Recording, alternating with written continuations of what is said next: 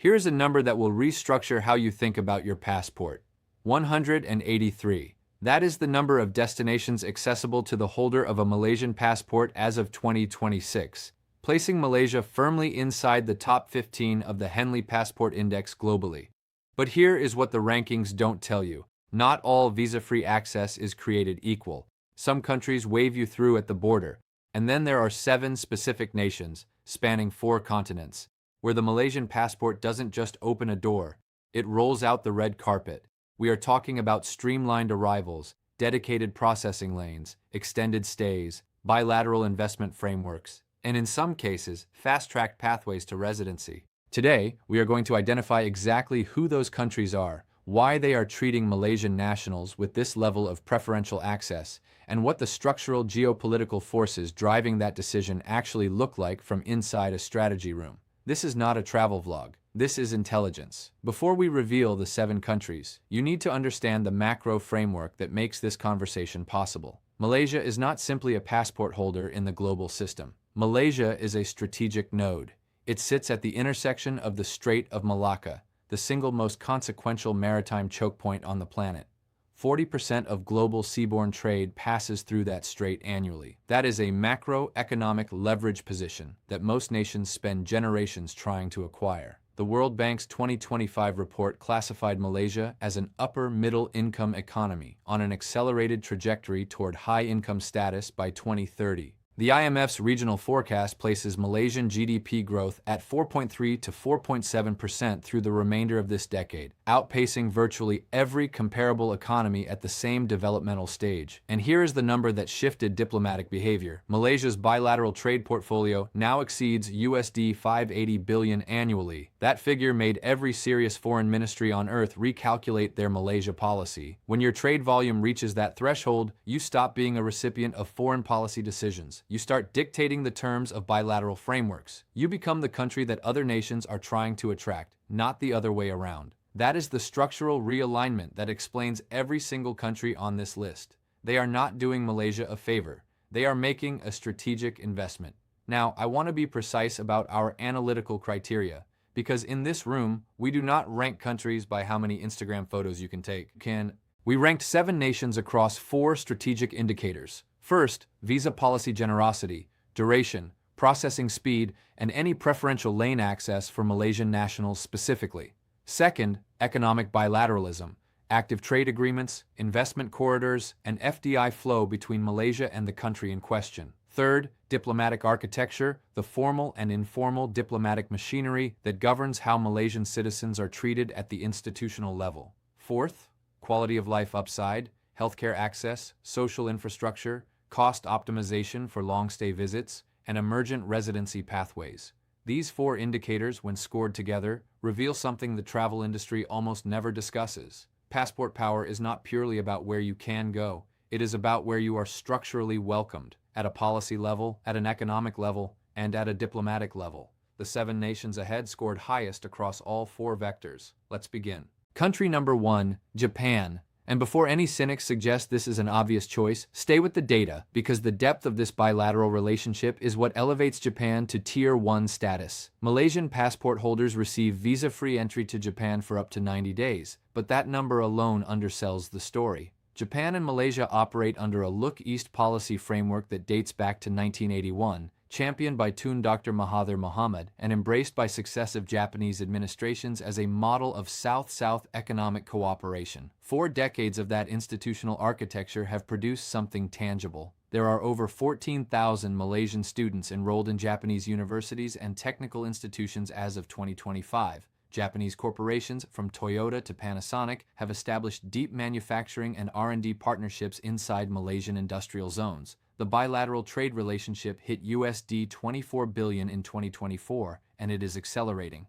What does that mean for the Malaysian traveler on the ground? It means Japan's immigration apparatus has been calibrated to process Malaysian nationals efficiently. There is institutional familiarity, there is established trust. And for Malaysian professionals and investors, Japan's highly skilled professional visa remains one of the most achievable premium residency pathways in the developed world. Japan is not just welcoming Malaysians. Japan is investing in the relationship at a structural level. That is the difference between a visa and a welcome. Before we continue, I want to speak directly to the people in this audience who are not satisfied with surface-level analysis. If you are watching this, you already understand that the mainstream travel narrative misses the most important layer, the geopolitical architecture underneath. If you value data-driven analysis over mainstream narratives, join our community of strategic thinkers, subscribe, hit the notification bell. Because the next 3 videos in this series go even deeper. We are mapping Malaysia's diplomatic capital across the Indo-Pacific, the Gulf, and the emerging multipolar corridors that most analysts haven't even named yet. This is the room where the serious conversation happens. Now let us continue. Country number 2, Turkey. And I want to frame this choice carefully, because Turkey is not simply a beautiful destination. Turkey is a geopolitical pivot point, and its treatment of Malaysian nationals reflects something far more calculated than tourism marketing. Malaysian passport holders enter Turkey visa-free for 90 days. But here is the macro context that makes that policy significant. Turkey has pursued a doctrine of strategic autonomy, deliberately positioning Ankara as a power that does not subordinate its foreign policy to any single bloc. Turkey is simultaneously a NATO member, an active BRICS dialogue partner, a Gulf-aligned trade operator, and a growing economic presence across Central Asia and Sub-Saharan Africa. That posture creates natural alignment with Malaysia. Kuala Lumpur has pursued a similar doctrine of non-alignment and strategic balance, maintaining robust relationships with Washington, Beijing, Riyadh, and New Delhi without subordinating sovereignty to any of them. 2 countries that share a foreign policy philosophy tend to build structural bilateral warmth, and that warmth is visible in the numbers. Malaysia-Turkey trade exceeded USD 3.2 billion in 2024. The 2 nations have signed a comprehensive partnership framework that includes investment, defense technology cooperation, and halal industry development. For Malaysian travelers, Turkey offers something extraordinary, a country that sits at the literal geographic crossroads of Europe and Asia, where your passport is not just accepted, but strategically valued. Turkey wants Malaysian capital, Malaysian tourists, and Malaysian business relationships. That is macroeconomic motivation behind a visa policy, and it translates directly into how you are treated when you land at Ataturk International. To understand why these next countries made the list, we have to look at the data they missed. Most passport rankings tell you quantity, how many countries you can enter. We are analyzing quality, how deeply your nation is structurally embedded in the bilateral architecture of the countries you visit. These are not the same thing, and the distinction is about to become very clear. Country number 3, the United Arab Emirates. The UAE grants Malaysian passport holders visa-free access for 30 days, extendable and navigable within one of the most sophisticated travel and business ecosystems on the planet. But the reason UAE makes this list at Tier 1 has nothing to do with the length of stay. It has everything to do with financial architecture. The UAE, specifically Dubai and Abu Dhabi, has spent the last 15 years constructing the most aggressive foreign talent and capital attraction infrastructure in the world. The Golden Visa program, the Green Visa, the DIFC legal framework modeled on English common law, free zones with 100% foreign ownership, zero income tax. These are not tourism incentives. These are institutional mechanisms designed to attract exactly the kind of mobile, high-net-worth, economically productive individuals that Malaysia increasingly produces. The Malaysian-UAE bilateral relationship is underpinned by ASEAN-GCC cooperation frameworks, and Malaysia's Islamic finance sector, the largest in the world by several measures, creates a natural institutional bridge to Gulf capital markets. Over 70,000 Malaysians reside in the UAE, many in professional and managerial positions. The Malaysian business community in Dubai is among the most established in all of Southeast Asia. What does this mean practically? When a Malaysian lands in Dubai, they enter a country where their legal standing, their cultural familiarity, their banking infrastructure, and their business networks are already embedded. That is not just a visa-free arrival. That is structural belonging.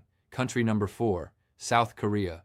The Republic of Korea extended 90-day visa-free access to Malaysian passport holders, and this policy reflects a bilateral relationship that has deepened significantly in the wake of South Korea's Indo-Pacific strategy and its diversification away from single-market dependency on China. Here is the data point that matters. South Korea's foreign direct investment into Malaysia crossed USD 6 billion in cumulative terms by 2025. Korean industrial giants, Samsung SDI, LG Energy Solution, Lotte Chemical, Chemical have all established or are expanding manufacturing footprints inside the Johor-Singapore Special Economic Zone and the Penang Industrial Corridor.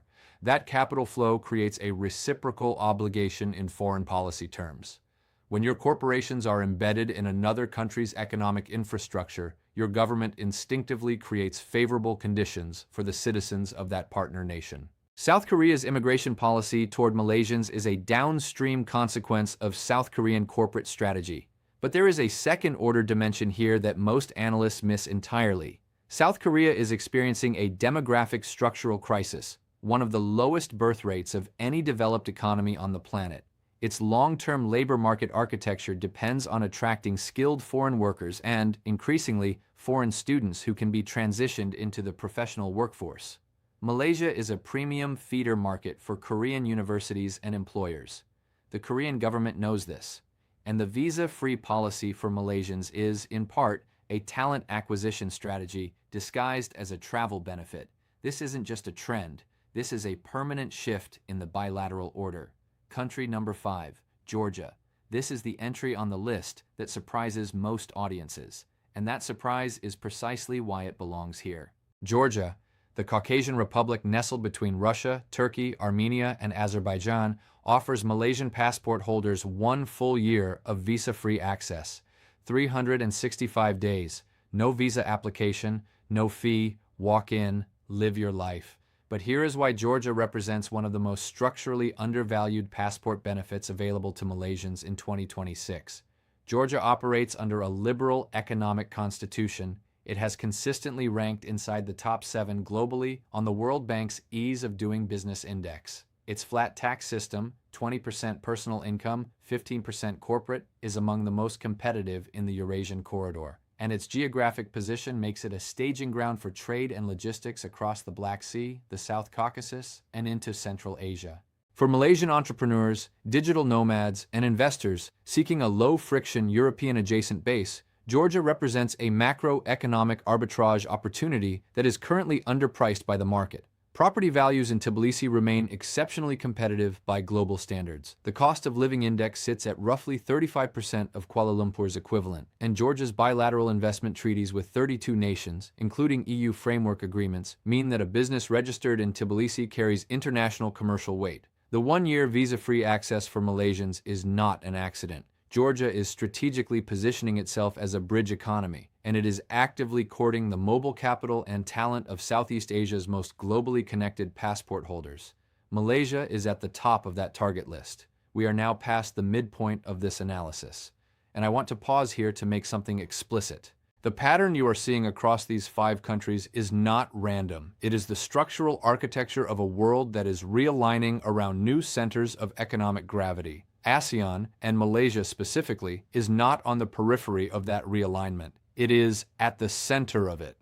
The countries offering the deepest, most preferential access to Malaysian passport holders are the countries that have correctly read the macro data and made a deliberate sovereign investment in that relationship. The final 2 countries on this list will make that architecture even more explicit. Country number 6, the United Kingdom. And I want to position this entry carefully because the UK's treatment of Malaysian nationals cannot be understood without the post-Brexit geopolitical recalibration that has fundamentally reshaped British foreign economic strategy. Malaysian passport holders have historically enjoyed 6-month visa-free access to the United Kingdom, one of the most generous allocations in British immigration policy for any non-EU nation. But 2026 marks a structural acceleration of the UK-Malaysia relationship. The United Kingdom completed its accession to the Comprehensive and Progressive Agreement for Trans-Pacific Partnership, the CPTPP, in December 2024. Malaysia is a founding signatory of that agreement. This means both nations now operate inside a shared trade architecture, with tariff reduction schedules, investment protection frameworks, and intellectual property alignment already in active implementation. Post-Brexit Britain is not simply a nostalgic Commonwealth partner for Malaysia. It is a nation that has strategically repositioned itself as a non-bloc, Indo-Pacific-facing trading power, and Malaysia is one of its most critical bilateral anchors in Southeast Asia. The City of London remains the world's most significant offshore financial center. Ringgit sterling trade and investment flows have deepened substantially since CPTPP accession. What does the UK's treatment of Malaysians look like at the ground level? It looks like 6 months of unrestricted movement inside one of the world's 3 largest financial centers. It looks like access to emergency NHS care. It looks like institutional familiarity, because the common law architecture that governs both nations shares a single origin. For Malaysian professionals, the UK is not a foreign country. It is a familiar institutional ecosystem wearing a different flag, and that institutional familiarity is now backed by formal trade infrastructure. Country number 7, New Zealand. New Zealand grants Malaysian passport holders 3 months of visa-free access, and on the surface that appears comparable to several other Tier 1 economies. But New Zealand's place on this list is earned by something that operates beneath the visa policy layer. New Zealand and Malaysia have been engaged in one of the most consistent, diplomatically low-friction bilateral relationships in the Indo-Pacific over the past 2 decades.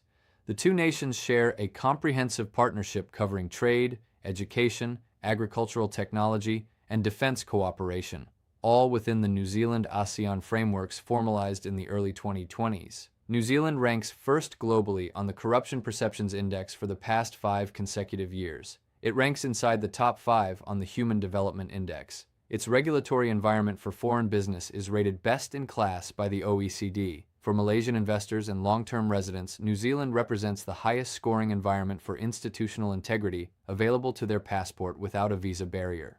New Zealand's investor visa pathway has seen disproportionate uptake from Malaysian nationals compared to comparable Southeast Asian economies, reflecting a deliberate bilateral investment in the relationship by both governments. New Zealand wants Malaysian capital. It wants Malaysian students, who account for a significant and growing share of international enrollment at Auckland, Victoria, and Canterbury universities. And it wants Malaysian trade partners in the halal food and agri-tech sectors, where New Zealand's world-class export infrastructure intersects directly with Malaysia's global halal certification leadership. This is mutual macroeconomic alignment expressed as a passport benefit. And for the Malaysian traveler, investor, or professional, New Zealand offers something rare, a country where your passport opens the door, and the country's own strategic interest holds it open. Let us now synthesize what these 7 countries reveal about Malaysian passport capital in the global system. Japan reflects the depth of a 4-decade strategic relationship built on industrial cooperation and educational exchange. Turkey reflects ideological alignment between 2 nations that have both chosen the doctrine of strategic autonomy over bloc dependency. The UAE reflects financial architecture alignment, 2 of the most globally integrated Islamic economies finding natural convergence in capital markets and halal infrastructure. South Korea reflects corporate embeddedness, where foreign direct investment creates a downstream obligation of diplomatic warmth. Georgia reflects an emerging arbitrage window, a structurally undervalued passport benefit that sophisticated Malaysians are only beginning to exploit. The United Kingdom reflects post-Brexit institutional recalibration, Britain rediscovering its Indo-Pacific relationships as core strategic assets. And New Zealand reflects institutional integrity alignment, 2 nations that share governance values finding economic expression of that shared framework. The pattern across all 7? Malaysia is not asking to be welcomed. Malaysia has built, through decades of macroeconomic performance, diplomatic calibration, and strategic positioning, a passport that commands genuine institutional respect from serious nations with serious foreign policy machinery. 183 destinations is the quantitative number, but these 7 countries represent the qualitative apex, the nations where being Malaysian is not just permitted, it is structurally preferred. Now I want to speak about second-order effects, because this is where strategic thinking separates itself from surface analysis. When a Malaysian professional can move freely between Kuala Lumpur, London, Tokyo, Dubai, and Auckland without visa friction, the compounding effect on their human capital accumulation is exponential. Exposure to multiple regulatory environments builds institutional intelligence. Cross-border business relationships compound into structural economic networks, and the ability to live, work, or invest in multiple high-quality jurisdictions creates an optionality premium, a form of economic resilience that no single market resident can replicate. The Malaysian passport in 2026 is not simply a travel document, it is a macroeconomic instrument, and the 7 countries on this list are the highest return operating environments available to the holder of that instrument. The question is not whether you have access to these countries. The question is whether you are using that access strategically. we are living through a structural realignment of the global order. The old hierarchies, built on colonial legacy, petrodollar dominance, and institutional inertia, are experiencing macro-level erosion. In their place, a new architecture is emerging, one built on trade corridor efficiency, demographic vitality, strategic non-alignment, and the accumulated diplomatic capital of nations that have played a long game with patience and precision. Malaysia is one of those nations, and its passport, ranked in the global top 15, backed by USD 580 billion in annual trade, embedded in the most consequential maritime corridor on Earth, is the physical artifact of that long game. The 7 countries we analyzed today did not simply draw up a list of nations to grant visa-free access. They made a sovereign strategic calculation. And that calculation concluded that Malaysians, their capital, their talent, their networks, their innovation, were worth welcoming without friction. That is not a small thing. That is institutional respect expressed as policy. Now here's the strategic question I want you to sit with this week. Malaysia's passport provides access to 183 destinations, including 7 nations that offer preferential, structurally embedded welcome to its holders. How are you leveraging that access to build your own optionality in the new global economy? Are you treating your passport as a travel document, or are you beginning to treat it as the macroeconomic instrument it actually is? Leave your answer in the comments. Tell us, which of these 7 countries are you targeting in 2026? And what is your strategic objective when you get there? Because the highest value use of passport power is not vacation, it is positioning. If this analysis gave you a framework you have not encountered anywhere else, that is by design. Subscribe, turn on notifications. Because the next video in this series maps Malaysia's full diplomatic capital architecture across the Indo-Pacific, including 3 bilateral relationships that are quietly being upgraded to strategic partnership status behind closed doors in 2026. You will not find that analysis in the mainstream travel narrative. You will find it here. This has been the Strategic Intelligence Report. I will see you in the next one.